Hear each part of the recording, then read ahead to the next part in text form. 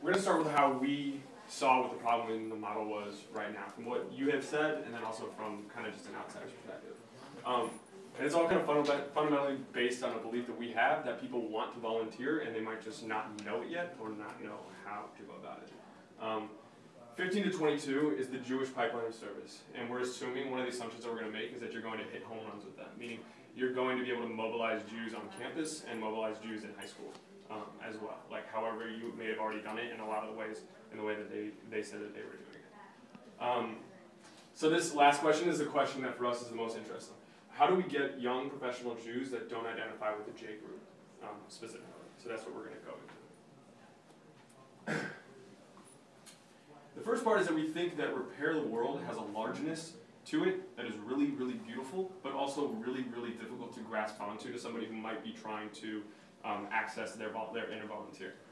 So we thought of the change in the model that we see, and like the part that could really help brand and also make it something that like where Habitat for Humanity, you hear of it, and the coat drive that's in New York, you hear of it, because they hooked you some way and it's stuck with you.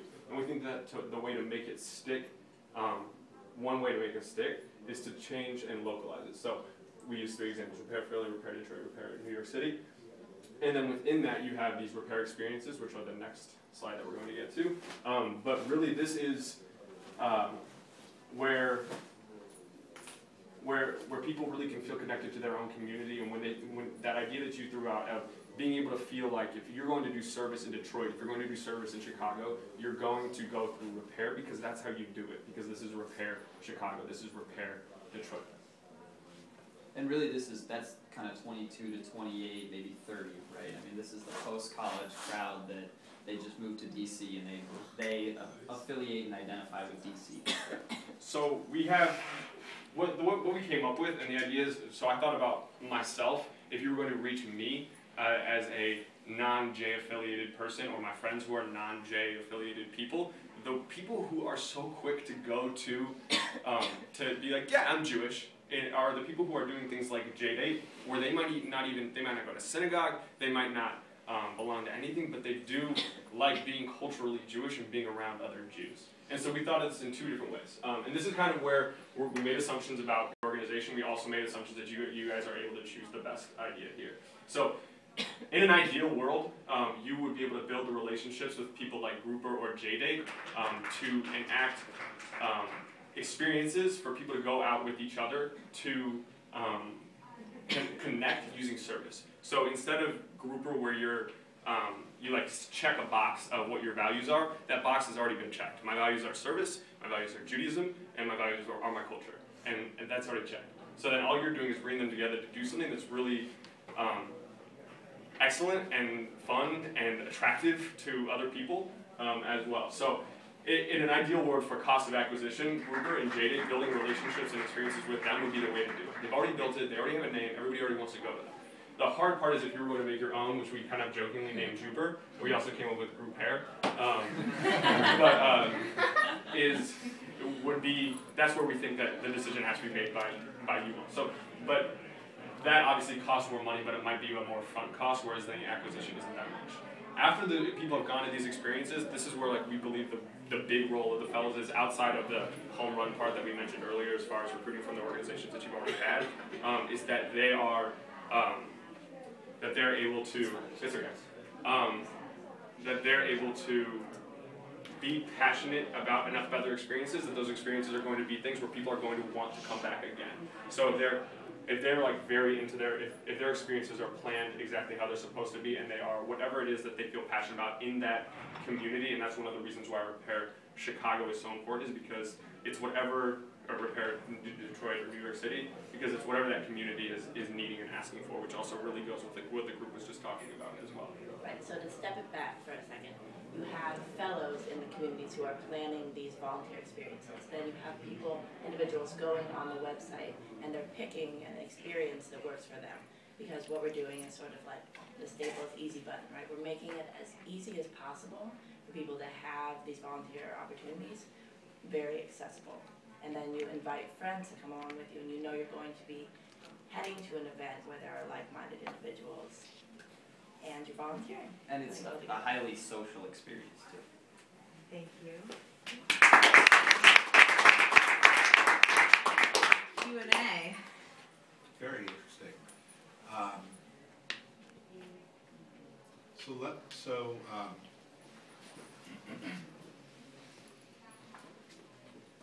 When you started your assumption and you articulated the challenge of getting the non-J affiliated Jews, did you make an assumption about how prevalent that is?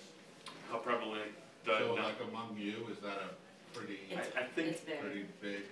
Yeah, and in reality as well, like a lot of us were, and again, this is anecdotal, so it's not, I don't know how much power there is to this, but within reality, there is a large number of us that would never have joined without this other aspect to it that was like bringing us into it, just like the same way with birthright, like the idea of birthright, like where they have people who kind of like stretch their boundaries of Judaism, just to be like totally frank with it, to like be a part of something that's a larger experience.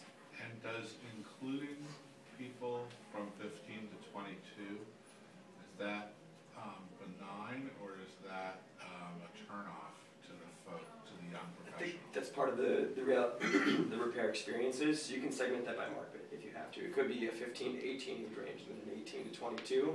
That's up to you to decide. But if we're going after your target area, the 22 to 30, I think it We should want to be. be alone. It should be Yeah, segmented. yeah, it should absolutely. Yeah, segment.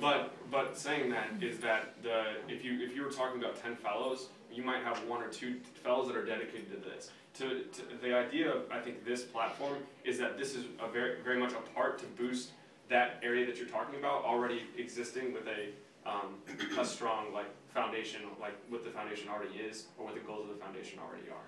So your presentation was, your examples were solely online examples.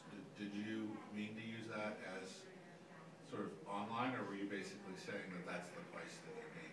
Online is a place that you initialize, right? That's how you get people to go to these service activities, because you're not going to get, how are you reaching out otherwise to non-J affiliated people who are young professionals? You know, they don't all work for as big organizations as McKinsey and things like that, where you can sort of build an institution. Well, I'm thinking, I mean, so let's say, for example, that an Israeli folk singer comes to town. Do you sponsor that concert and talk to them in that venue? And I think that when we were talking about this, we were talking about what kind of Jewish experiences you can do to bring people. So, for example, a Shabbat.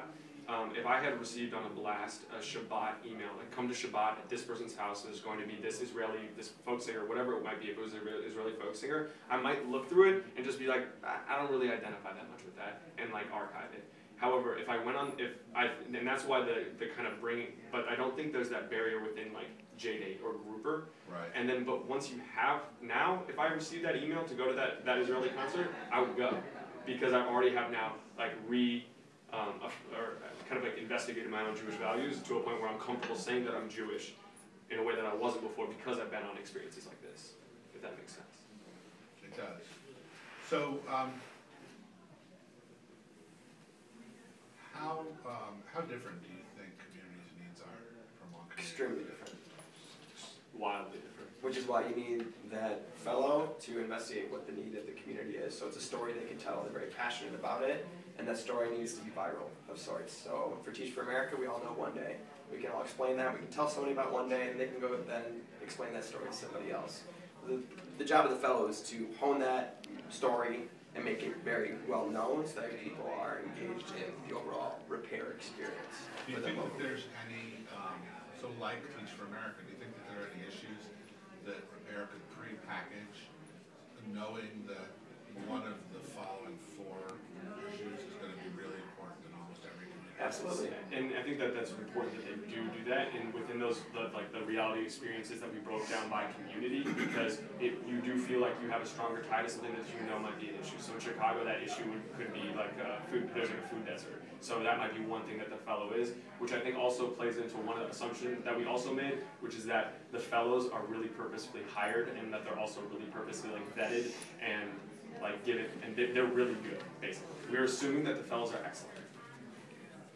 Which you said you could do. And if you need to, you can use the TFA like How hired. important, can you import the fellows, or the fellows need to be indigenous? I don't think they need to be indigenous. But that's hard because then you have to have those prepackaged discussions about what's going to happen there, and you have to have a mainline individuals that are going to say what their needs are. You have to have an indigenous person there to be able to identify what the issues are of that community, but they can be 10 fellows who are not from Detroit, who are working under one person who understands Detroit well enough to like distribute and teach. I love the existing and new platforms.